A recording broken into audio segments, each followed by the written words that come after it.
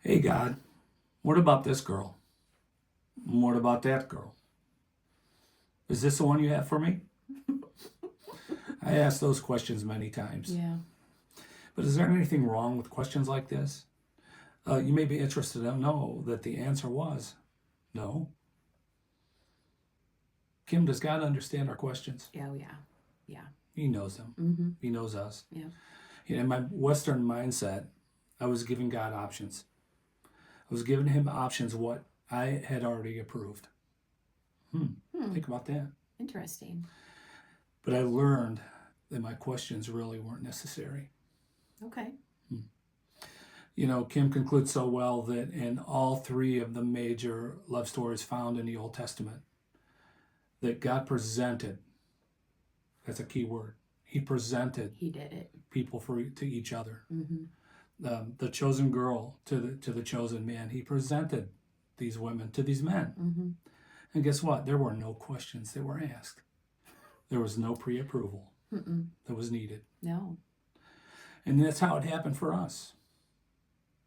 Kim didn't pick me out of a bunch of people in the church or wherever and give God pre-approval on this guy and ask, hey, is that dude, is he the one?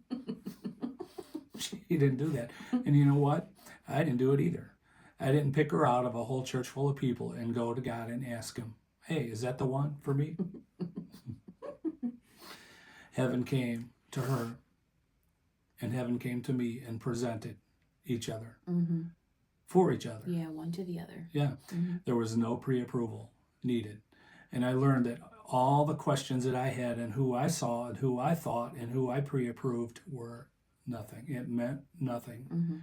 It went nothing. And what does that tell us? That tells us that God doesn't need our help at all, any of this. So honestly, I think the questions that we ask sometimes, and this is going to be honest, the questions that we ask sometimes are some of the last efforts of being in control. Okay. What do you think about that? I don't know. I'm not sure what I think about that. Okay, well, think about it. Let me know later. Is God disapproving of our questions? No, he's not doing that. But I think maybe it's important that we express these things.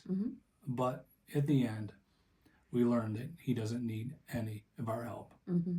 Yeah, I think that, right, he just needs for us to follow him. So like Gary said, there's nothing wrong with asking the questions, being curious, somebody strikes your interest.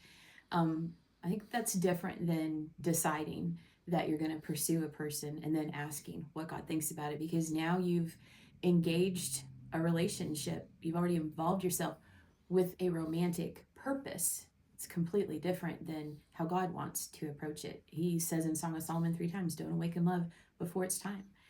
So I think questions help develop intimacy with the Lord, helps us know ourselves, it helps us know him and know his ways. So questions in themselves are not bad. But the thing is, culture has actually taught us just go get what you want. Go get it for yourself.